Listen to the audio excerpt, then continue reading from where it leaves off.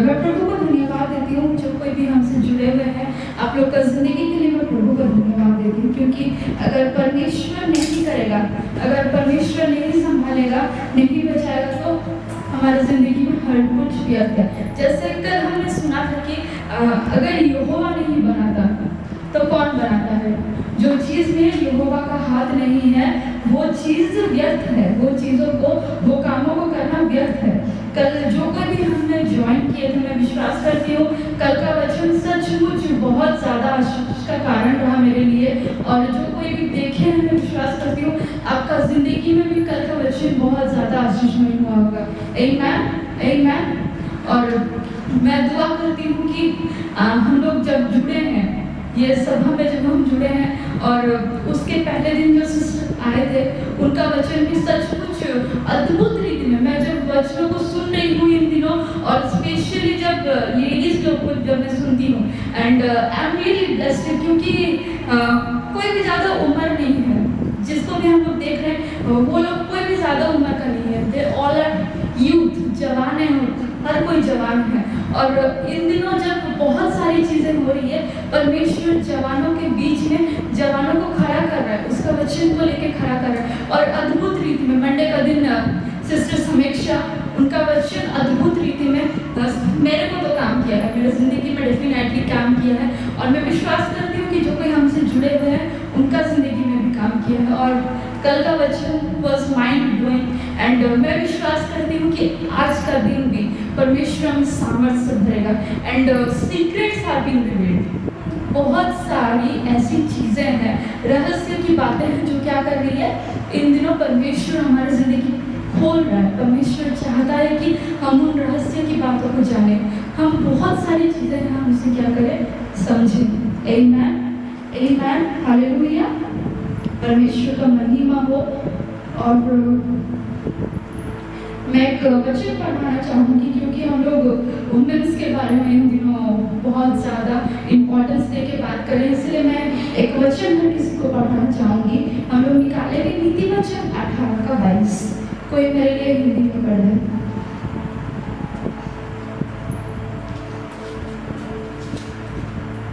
Proverbs 18:22।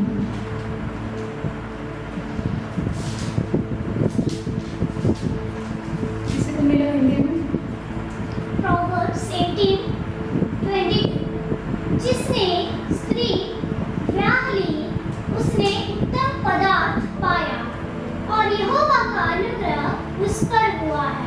Hallelujah. English में ऐसा कहता है, he who finds a wife finds a good thing। Hindi में क्या बोलते हैं, उसने उत्तम चीज को पाया। हालेलुया। एक वाइफ का मिलना क्या होता है, एक उत्तम चीज होता है। एक वाइफ जो होती है वो सबसे इम्पोर्टेंट होती है एक मैन का लाइफ में।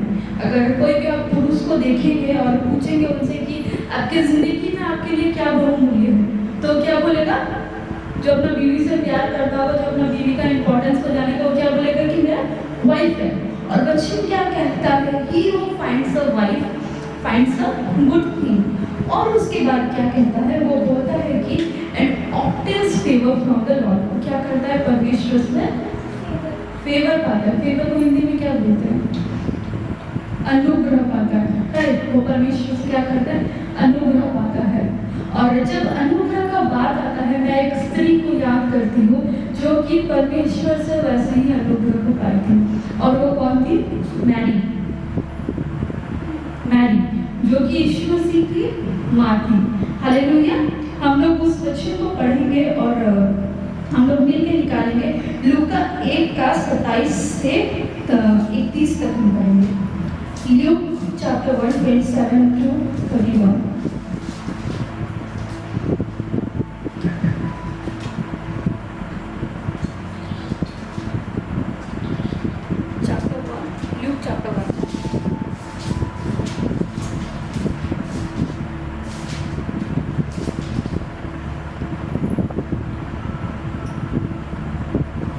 लूका 1 का 27 से 31 तक हम पढ़ेंगे।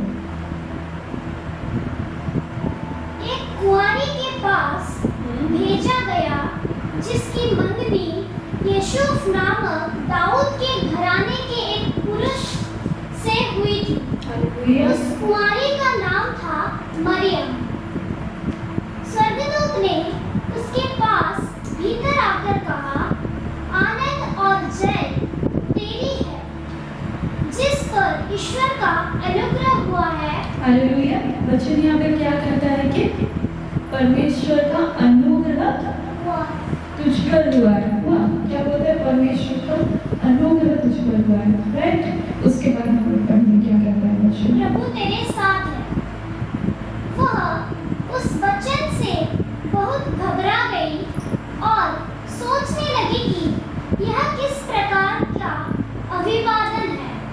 स्वर्गदूत ने उससे कहा, हे मरियम, भयभीत न हो, क्योंकि परमेश्वर का अनुग्रह तुझ पर हुआ है। हालेलुया। 2 बार वचन उसको कहता है, क्या कहता है कि परमेश्वर का अनुग्रह तुझ पर हुआ है। राइट। क्या कहता है परमेश्वर को? परमेश्वर का अनुग्रह मरियम पर हुआ था। और उसके बाद वचन क्या कहता है? स्वर्गदूत ने उससे कहा, देख तू गर्भवती होगी और तेरे एक पुत्र उत्पन्न होगा, तू उसका नाम यीशु रखना। हालेलुया। क्या कहता है वचन? वो क्या थी? एक वर्जिन थी। She was a virgin. वो कोई पुरुष को अभी तक नहीं जानती। तो उसका क्या हो गया था? एंगेजमेंट हुआ था। बिफोर का मतलब क्या होता है? एंगेजमेंट होना। उस टाइम में एंगेजमेंट नहीं होता था। उस टाइम में क्या होता था? वो लोग बात पका करके रख देते थे। राइट। इस टाइम एंगेजमेंट बोलते हैं। तो उस टाइम का वो क्या था? एंगेज हो गई थी। किससे एंगेज हुई थी? वो यूसुफ से एंगेज हुई थी। तो मैं यहाँ पे आपका नजर लेना चाहूंगी कि क्या होता है जब वो क्या थी? एक कुंवारी थी और उसका क्या होता है? एंगेजमेंट किससे हो गया था? यूसुफ के साथ उसका एंगेजमेंट हुआ था। तो उसी के बाद क्या होता है? एक स्वर्गदूत उसके पास आता है।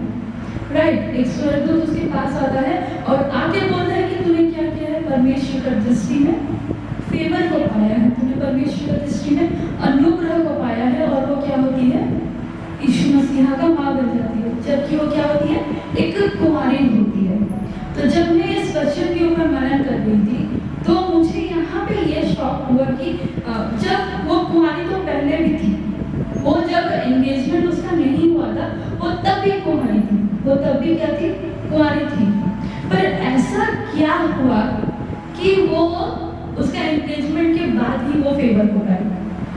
ऐसा क्या रहस्य था कि परमेश्वर ने उसका एंगेजमेंट होने के बाद जब वो यीशु के साथ क्या हो गया? उसका रिश्ता पक्का हो गया, तब क्या हुआ? उसको परमेश्वर ने दृष्टि किया। ऐसा क्या हुआ? उसके बीच में ऐसा क्या हुआ? मैं यहाँ पे आपको बताना चाहती हूँ। उससे पहले हमने जो पढ़ा कि वचन क्या कहता है? जो कोई एक अच्छा बीवी पाता है वो क्या होता है? परमेश्वर का फेवर को पाता है। राइट। परमेश्वर का फेवर को पाता है। परमेश्वर का फेवर कब पाता है? जब उसको एक अच्छी बीवी मिलती है। और यहाँ पे अच्छी बीवी किसको मिली थी? यूसुफ को मिली थी। और यूसुफ को जब मिली थी तो उसके ऊपर क्या था? ऑलरेडी परमेश्वर ने फेवर किया था। परमेश्वर ने क्यों फेवर किया था? क्योंकि वो यूसुफ से उसका मंगनी हुआ था। She was engaged to Joseph. और जैसे कि भविष्यवाणी था कि दाऊद का परिवार से क्या होगा? यीशु मसीह जन्म होने वाला है। राइट। इसीलिए उसका एंगेजमेंट होना उस टाइम में जरूरी था। अगर वो यीशु से उसका एंगेजमेंट नहीं होता तो यीशु मसीह कभी भी दाऊद का लाइनेज में नहीं आ पाता। और भविष्यवाणी को पूरा होने के लिए क्या होना था? उसको यीशु के साथ एंगेज होना था। पर ये बात अलग है। मैं आपको ये बताना चाहती हूँ कि परमेश्वर का अनुग्रह को पाने के लिए आपको कुछ करना पड़ता है। राइट। परमेश्वर का अनुग्रह को पाने के लिए आपको एक एक्शन लेना पड़ता है। वहाँ पे एक बिना एक्शन का कभी भी रिएक्शन नहीं होता है। जब वो दोनों का एंगेजमेंट हो गया था, और अगर आप बाइबल में पढ़ेंगे उस टाइम में बहुत सारा बेविचार होता था। राइट। उस टाइम में बेविचार बहुत होता था। पर ये दोनों क्या थे? ये दोनों अपने आप को पवित्र बना के रखे। उस दे मेंटेन्ड देयर प्योरिटी। अगर आप प्योरिटी को मेंटेन नहीं करते क्योंकि वचन बहुत ज़्यादा एम्फसाइज करता है पवित्रता के ऊपर। हमें बाइबल सिखाता है कि हमें पवित्र रहना है, वी शुड बी होली। हमें हर समय क्या रहना है? वर्जिन रहना है, we should maintain our virginity. परमेश्वर का वचन हमें सिखाता है और उन्होंने उस टाइम में क्या किया था? उस चीज़ को पालन किया, दे मेंटेन दैट, राइट। जो परमेश्वर के साथ वो लोग का रिश्ता था, जो परमेश्वर के साथ वो लोग का कमिटमेंट था, वो लोग ने उसको क्या किया? मेंटेन किया। यूसुफ ने भी मेंटेन किया और क्या हुआ? मरियम ने भी उस चीज को मेंटेन किया, राइट। अगर आप कुछ चाहते हो, अगर आप फेवर पाना चाहते हो तो आपको क्या करना पड़ेगा? सैक्रिफाइस करना पड़ेगा। आपको कुछ चीजों को क्या करना पड़ेगा? त्यागना पड़ेगा। आपको कुछ कुछ चीजों के ऊपर आपका नियंत्रण रखना जरूरी है। और क्या होता है यहाँ पे? यूसुफ क्या करता है? यूसुफ वहाँ पे क्या करता है? यूसुफ मरियम को सिखाता है, मरियम को चलाता है, मरियम को क्या करता है? वो अपने परिवार के बारे में ज्ञान को देता है, अपने बारे में वो सिखाता है। ये सारी चीजें क्या है? यूसुफ ने किया है। और अगर आप चाहते हो कि परमेश्वर का फेवर आपके ऊपर आए तो आपको क्या करना पड़ेगा? आपको सीखना पड़ेगा, आपको समझदारी से काम लेना पड़ेगा। सिर्फ आपको सेक्रीफाइस करने से नहीं होता है। सेक्रीफाइस के साथ आपको चीज़ों को समझना जरूरी है, आपको चीज़ों को लेके उतना मैच्योर होना जरूरी है, तब जाके क्या होगा? आप परमेश्वर का फेवर को पाओगे। वहाँ पे और भी बहुत सारी स्त्री थी, वहाँ पे और भी बहुत सारी लड़कियाँ होंगी जिनका क्या हुआ होगा? एंगेजमेंट हुआ होगा, जिनका वहाँ पे क्या हुआ होगा? शादी होने वाला होगा, जिन्होंने शादी किया होगा। पर परमेश्वर ने वहाँ पे किसी और को क्यों नहीं चूज किया? मरियम को ही क्यों चूज किया? मैं ऐसा विश्वास करती हूँ कि जो एक ट्रेडमार्क होगा उन लोगों का टाइम में, वो लोग ने वो चीज़ को फॉलो किया होगा। जो उनका टाइम में परमेश्वर ने उनको सिखाया होगा, उनको जो मान्य दिया होगा, वो लोग क्या किए होंगे? उसको माने होंगे। They would have kept their responsibility. वो लोग अपना दायित्व को लेके खुद के ऊपर नियंत्रण को रखे होंगे, राइट? हालेलुया। मैं और एक वचन आपको पढ़ाना चाहूंगी। हम लोग जाएंगे उत्पत्ति का किताब है, जेनेसिस 2 हम लोग को निकालेंगे। Genesis chapter 2 verse 23। तब आदम ने कहा, अब यह मेरी हड्डियों में की हड्डी और मेरे मांस में का मांस है, इसीलिए इसका नाम नारी होगा, क्योंकि यह नर में से निकली गई है। हालेलुया। यहाँ पे क्या होता है? अगर हम इस चैप्टर को पढ़ते हैं तो हम लोग देखते हैं कि परमेश्वर क्या करता है। यहाँ पे एक कंपेयर कर, जैसे हमने सुना था, प्रभु की दासी जैसे हमें बता रही थी कि परमेश्वर ने क्या किया? आदम के लिए एक कंपेरेबल पार्टनर को बनाया। हालेलुया। परमेश्वर में क्या बोलता है कि मनुष्य का अकेले रहना अच्छा नहीं है। 18 में ऐसा कहता है कि मनुष्य का अकेले रहना अच्छा नहीं है, और परमेश्वर क्या बोलता है कि उसको कंपेरेबल हेल्पर देगा, राइट? वो क्या करेगा? एक हेल्पर देगा आदम को। और जब परमेश्वर ने क्या किया? आदम को हेल्पर दिया। जब परमेश्वर ने क्या किया? आदम को फेवर दिया। जब परमेश्वर का फेवर क्या हुआ? आदम के ऊपर आया, और परमेश्वर ने जब उसको एक कंपेरेबल पार्टनर बना के दिया, कंपेरेबल पार्टनर एक बना के दिया, एक हेल्पर बना के दिया, उसके बाद आदम क्या बोलता है कि क्या बोलता है? This is my bone, this is bone of my bones and flesh of my flesh. And क्या बोलता है? And she shall be called woman बोलता है। यहाँ पे परमेश्वर का जिक्र ही नहीं है। यहाँ पे क्या हुआ? परमेश्वर का जिक्र नहीं था। तो क्या किया? परमेश्वर को बोला, प्रभु तूने दे दिया, अब मैं संभालूंगा, नाउ इट्स माय रिस्पॉन्सिबिलिटी। तूने सब कर दिया। और वो थैंकफुल भी नहीं था। कहीं पे भी आप देखोगे तो वो थैंकफुल भी नहीं था कि हाँ, वो दिन रात क्या करता था? परमेश्वर का स्पेंड करता था। परमेश्वर हर चीज क्या किया था? आदम का अधीन में दे दिया था। पर क्या होता है? आदम एक बार भी परमेश्वर के पास जाके थैंकफुल नहीं होता है, और वो ऊपर से वो हमें क्या बोलता है?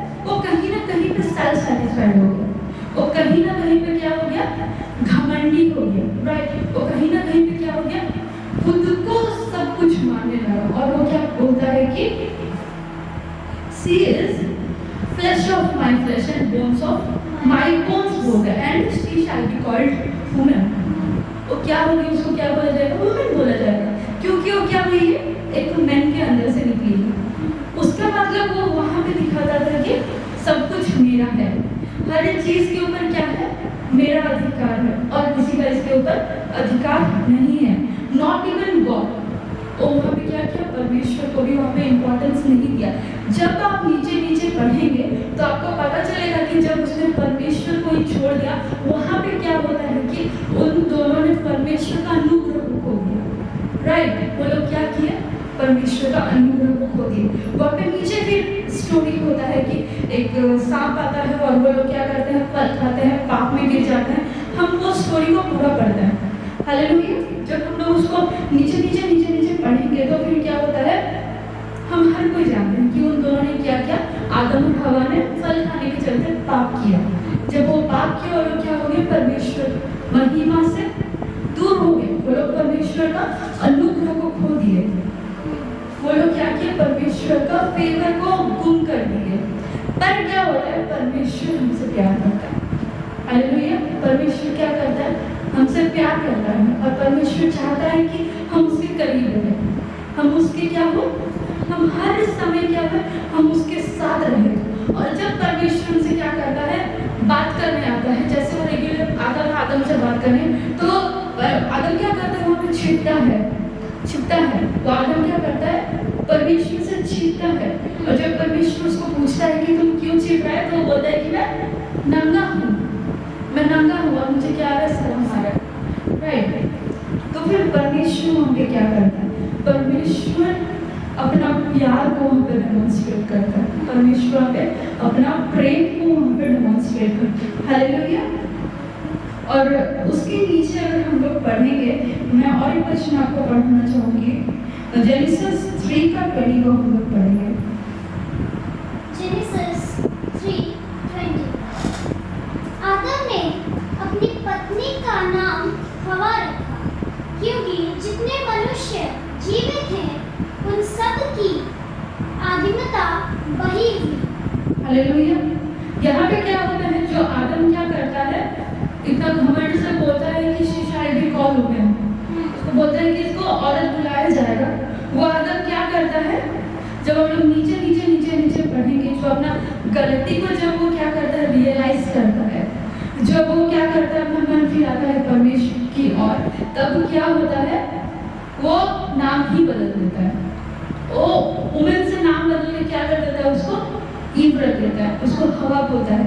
और क्यों होता है उसको, तब उसको रियलाइज होता है कि वो सारे जाति का क्या है, वो सारे लिविंग बींग्स का क्या थी, वो मदर थी, उसका काम वही था, वो हेल्पर थी, किसकी थी, आदम की।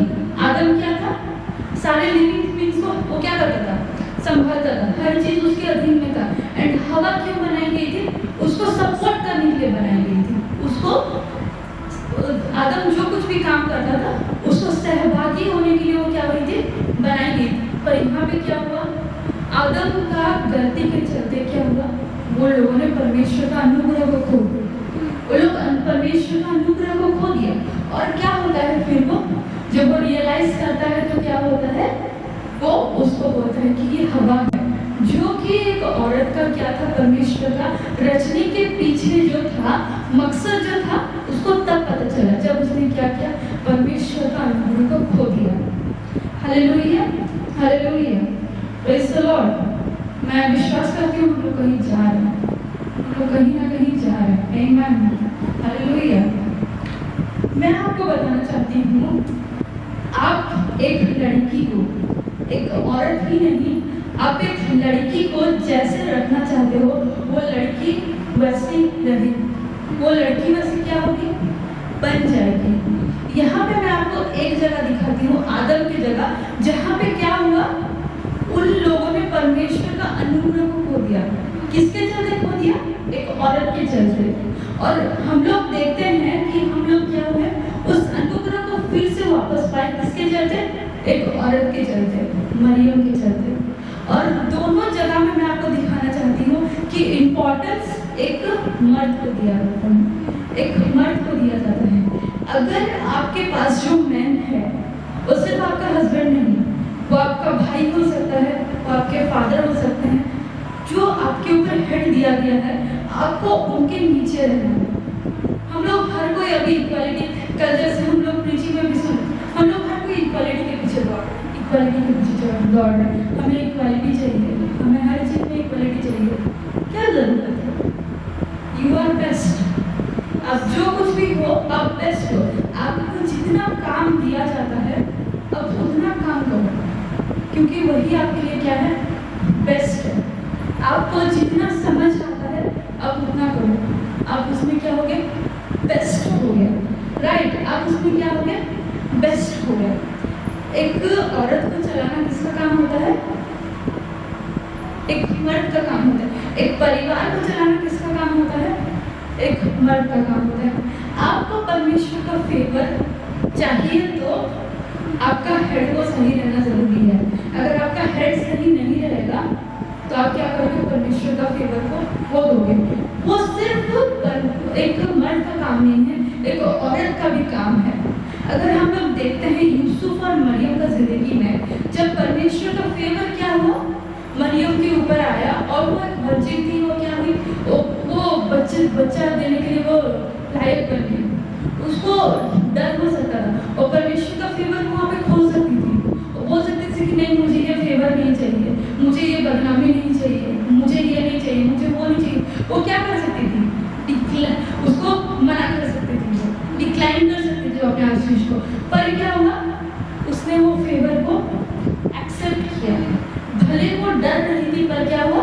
उसने वो फेवर को एक्सेप्ट किया। जब आपका हेड आपको कुछ बोलता है तो आपके ऊपर जिम्मेदारी रहता है कि आप क्या करें? परमेश्वर का फेवर को पाएं। और जब आप परमेश्वर का फेवर को पाते हैं तब क्या होगा? परमेश्वर का फेवर आपके पुरुष के ऊपर आएगा। राइट, अगर आप परमेश्वर का फेवर को नहीं पाते हैं, आपका फेवर कभी भी आपके पुरुष के ऊपर नहीं जा पाएगा। क्योंकि हर जगह में आप कहीं पे भी देख लो, औरत को क्या बोला जाता है? रेस्पॉन्सिबल बोला जाता है, क्योंकि रेस्पॉन्सिबिलिटीज मर्दों का नहीं होता। अगर आदम इतना ही ज़्यादा रिस्पॉन्सिबल होता तो हवा को बनाने का परमेश्वर को कोई ज़रूरत नहीं थी। राइट, हवा को बनाने का कोई ज़रूरत नहीं था। एक बचपन ऐसा कहता है कि मैं वचन याद नहीं कर रही हूँ, उसमें ऐसे बताता है कि मर्द एक काम को शुरू करता है पर औरत क्या करती है? काम को खत्म करती है। हालेलुया। परमेश्वर का वचन कहता है कि मर्दों का काम ही है कि वो लोग क्या करें? शुरू करें, और औरतों का काम है कि वो लोग उसको लेके खत्म करें। उसको ब्यूटीफुली कैसे खत्म करना है, आइडिया किसका रहता है? औरतों का रहता है। राइट, परमेश्वर ने हमें उसके सृष्टि किया है। कल जैसे वुमेन ऑफ गॉड बोल रही थी, हमें सर पे चढ़ के नाचना नहीं है, हमें पैर के नीचे में नहीं रहना, हमें क्या रहना है? साथ में रहना है, हमें साथ में रह के काम करना है। आगे नहीं जाना है कि हमें पीछे नहीं जाना है, हमें क्या करना है? साथ में काम करना है।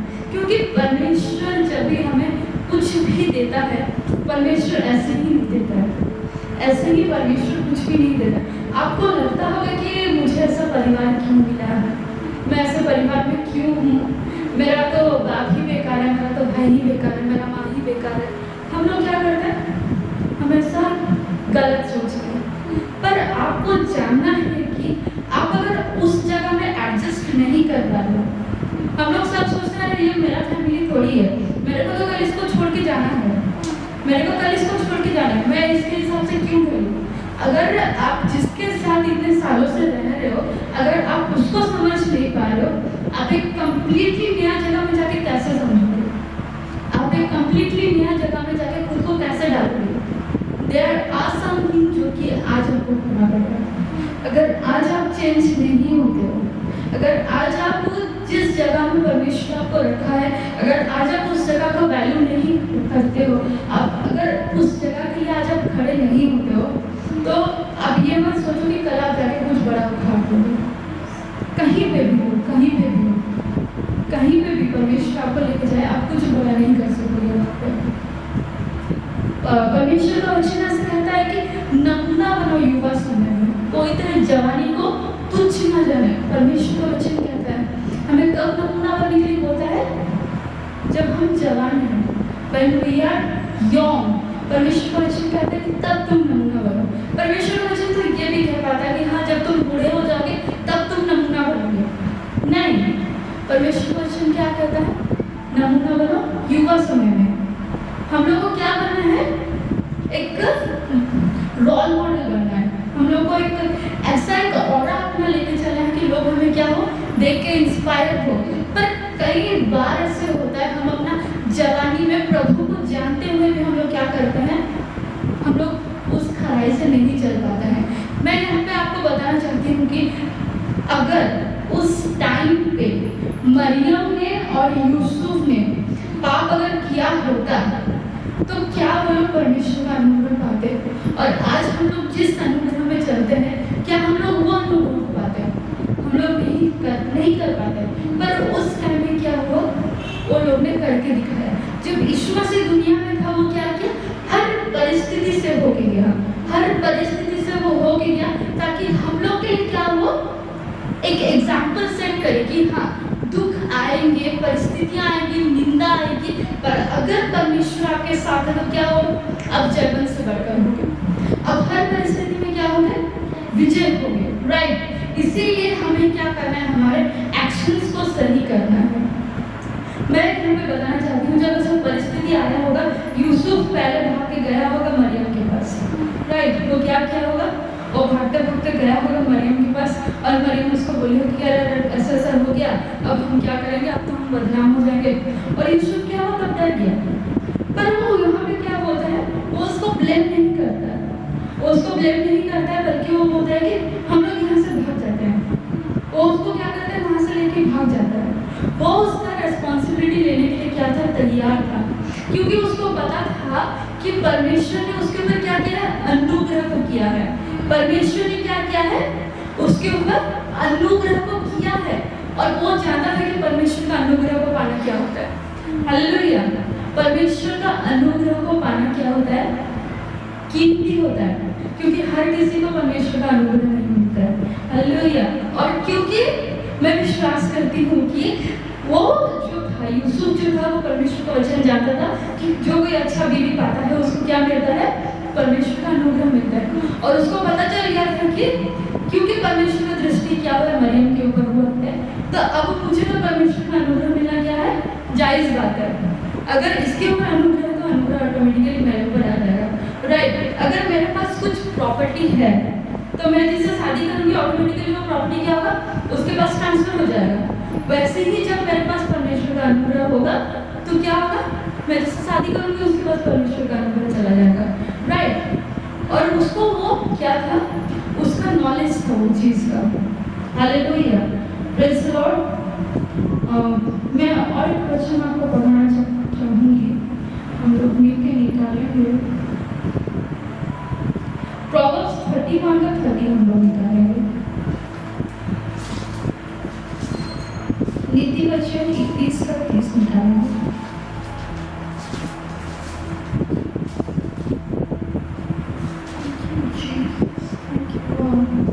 शोभा तो झूठी और सुंदरता व्यर्थ है, परंतु जो स्त्री यहोवा का भय मानती है उसका प्रशंसा की जाएगी। हालेलुया।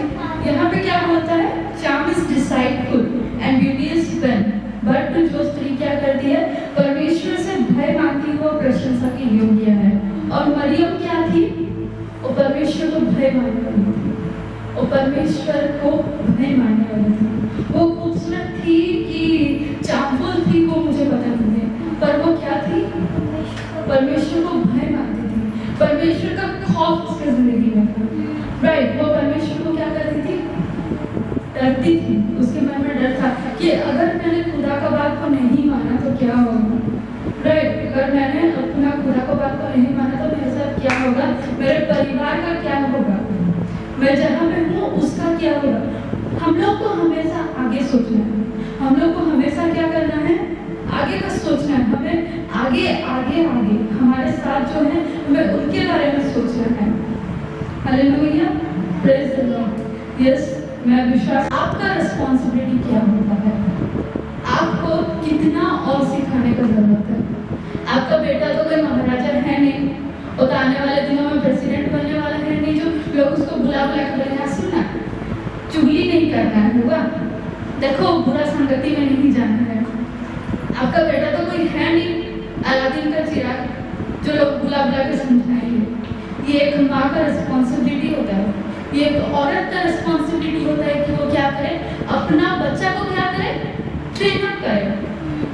मैं आपको यहाँ पे बहुत अच्छा बात बताना चाहती हूँ, वो क्या कर रही है, अपना राजा बेटा को समझा रही है, अपना बेटी को नहीं समझा रही है, क्वीन को नहीं समझा रही है, क्या कर रही है वो बेटा को समझा रही है। पर हम लोग क्या करते हैं, बेटा तो बेटा है, अपना ही बेटा है, हम लोग क्या करते हैं लड़कियों को समझाने में लगे रहते हैं। पर लड़कियां क्या होती है, पहले से समझदार होती है, उनको आप जैसे रखोगे वो वैसे ही रहेंगे। पर एक लड़का को समझाना जरूरी है, एक लड़का को नियम कानून और उसको हर चीज सिखाना जरूरी है, क्योंकि वो आपके पास रहने वाला है। एक औरत जो है वो चली जाती है, शी इज ट्रांसफरेबल, उसको कहीं पे भी ट्रांसफर कर सकते हैं, वो अपने ससुराल चले जाएगी, वो कहीं पे चली जाएगी। पर एक और मर्द जो होता है क्या होता है, वो घर में रहता है, उसको इसीलिए ट्रेनिंग देना जरूरी है, उसको हमेशा अच्छी बातें सिखाना जरूरी है। मैं आपको चाहूंगी कि आप इस वचन, आप इस चैप्टर को प्रोवर्ब्स को पूरा लास्ट तक पढ़ें। आपको जब भी टाइम मिला आप पढ़ें। एक स्त्री का चाल चलन कैसे होना चाहिए यहाँ पे मेंशन हुआ है, बहुत ब्यूटीफुली यहाँ पे वचन से बताता है कि उसको कैसे रहना चाहिए, वो क्या करने से अपना घर को संभाल सकती है, अपना परिवार को संभाल सकती है, वो फाइनेंशियली कैसे अपना परिवार को हेल्प कर सकती है, वो कैसे अपना सोसाइटी को चला सकती है, क्या करने से क्या हो सकता है, हर चीज़ यहाँ पे बोलते हैं। और बहुत अच्छा बोलता है कि charm is deceitful and beauty is passing, but a woman who fears the Lord shall be praised। हमको ऐसे बनना है कि हम क्या कर सके, हमारा नाम महिमानित हो सके, हमारा नाम नहीं, हमें से परमेश्वर का नाम महिमानित हो सके। हम लोग का चाल चलन वैसे होना है। हम लोग आज का यूथ को देखते हैं, हम लोग we are so addicted to wrong things. हम लोग प्रभु में हो, हम लोग प्रभु में ना हो, we are addicted to so much of wrong things, क्योंकि हमें ज्ञान नहीं है, हमें कोई सिखाता नहीं है। हमें क्या किया जाता है, हमें डांटा जाता है। हम लोग को हर कोई आके बोलता है तुम ऐसा कर रहे, तुम ऐसा कर रहे, अरे तुमको तो ऐसा नहीं होना चाहिए। कोई हमें ये नहीं समझाता है कि ये चीज़ क्यों बुरा है। यूसुफ ने क्या किया था, मरियम को उसका एंगेजमेंट होने के बाद समझा दिया था उसका घर का तौर तरीका कि हाँ मेरा घर का तौर तरीका ऐसा ऐसा है, and you need to adjust, you need to change yourself. और यूसुफ को भी क्या था, अपना ज्ञान था, उसको ज्ञान था अपना फैमिलीज के बारे में। पर अगर आज हम लोग देखते हैं, और अगर आज हम लोग देखते हैं, हम लोग क्या करते हैं, हमें खुद का फैमिली के बारे में ज्ञान नहीं है, हम अपना वाइफ को क्या सिखाएंगे, हम अपना फैमिली को कैसे एडजस्ट करेंगे। मुझे अगर मैं कहीं पे शादी करके जाती हूँ एंड मुझे वो घर के बारे में कोई नॉलेज ही नहीं है, how will I adjust there.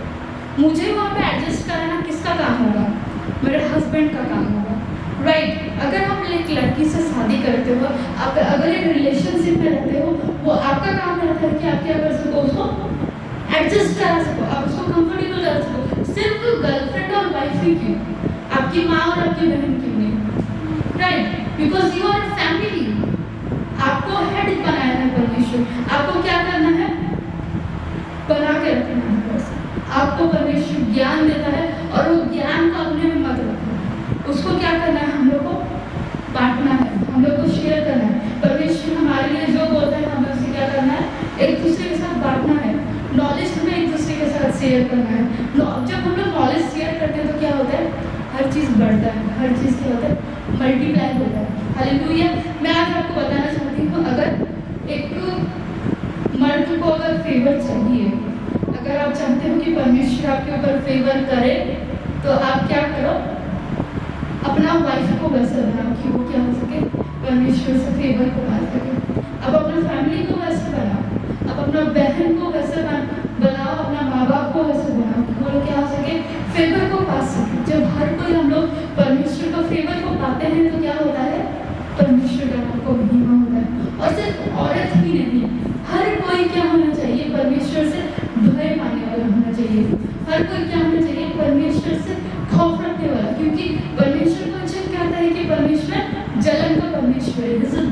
God. अगर आप उसको छोड़ के कहीं और पे अपना मन लगाते हो तो क्या होगा? क्या होगा? परमेश्वर जलन रखेगा और हर चीज़ आपका क्या होता जाएगा? बुरा बुरा बुरा होते जाएगा। राइट, इसीलिए परमेश्वर से प्यार करो, अपना परिवार से प्यार करो और ये कोशिश करो कि प्रभु क्या करें? फेवर दे। We need the favour of God. हर परिस्थिति में हमें आगे आने के लिए परमेश्वर का फेवर चाहिए हमें। हालेलुया। मैं विश्वास करती हूँ कि ये वचन हम सबों के लिए आशीष का कारण होगा।